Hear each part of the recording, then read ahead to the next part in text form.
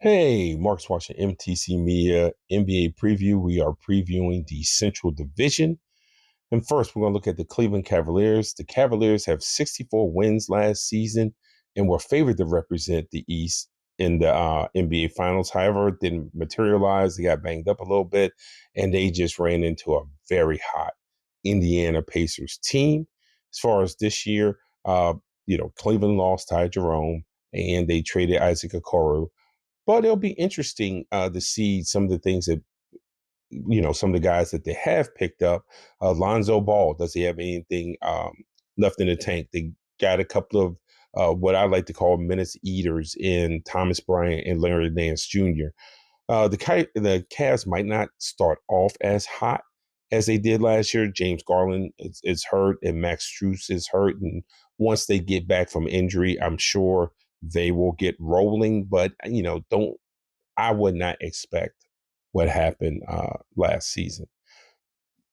The Indiana Pacers, what are the Indiana Pacers going to do this season without Tyrese Halliburton and Miles Turner? Obviously, Halliburton's out for the season. Turner signed elsewhere.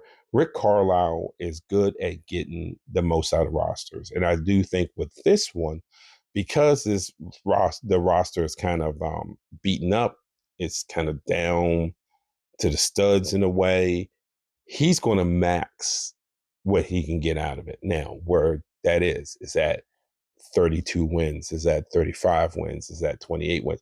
Where that is where it is, but certainly he's going to get the most out of it. The Milwaukee Bucks, the Bucks got out of the Dame Lillard business and a buyout. Whoa, that it'll be interesting to see how that impacts the Bucks' books as things go on. Hindsight is 2020, but probably should not have gotten in the Dame Lillard business in the first place. The Bucks did add Miles Turner in free agency, and that should create some more space for Giannis. And on top of that, it serves as a replacement for Pat Connaughton, who moved on also.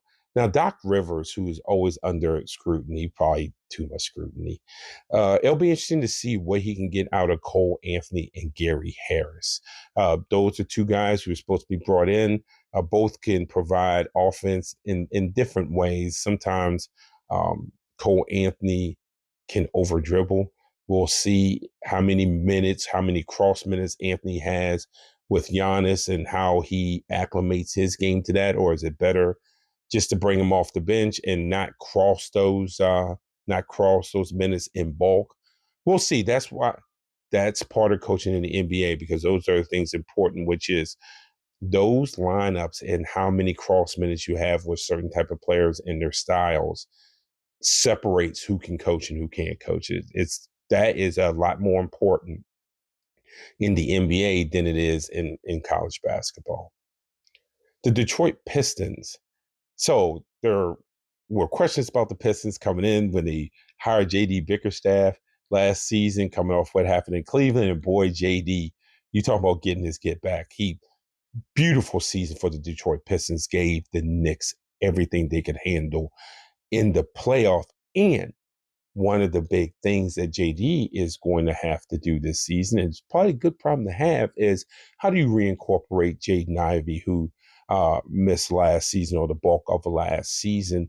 And so you're getting that another explosive guy once he is healthy, who was used to getting, sizable minutes, because he certainly was part of the future with Cade Cunningham.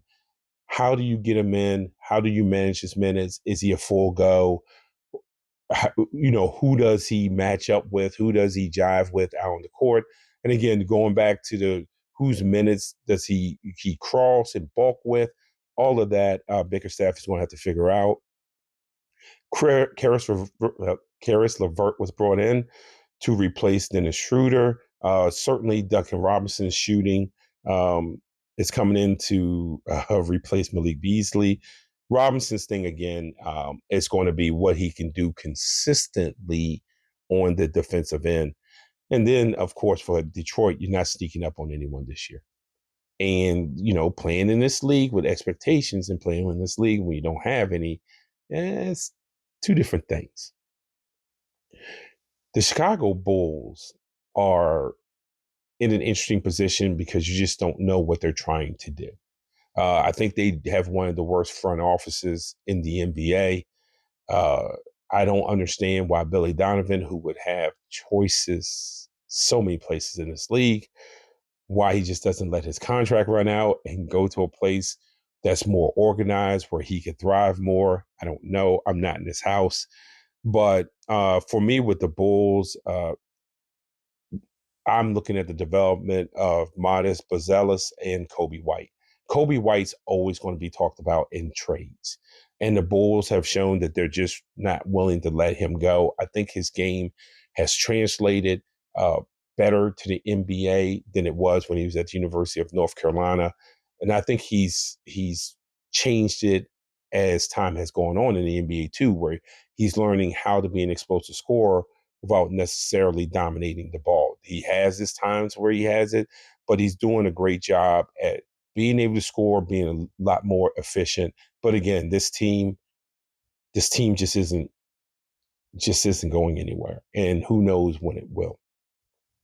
My prediction for order of finish: Cleveland Cavaliers in first, Detroit Pistons in second, the Milwaukee Bucks in third, the Indiana Pacers in fourth, and the Chicago Bulls in fifth. Marks Washington, MTC Media.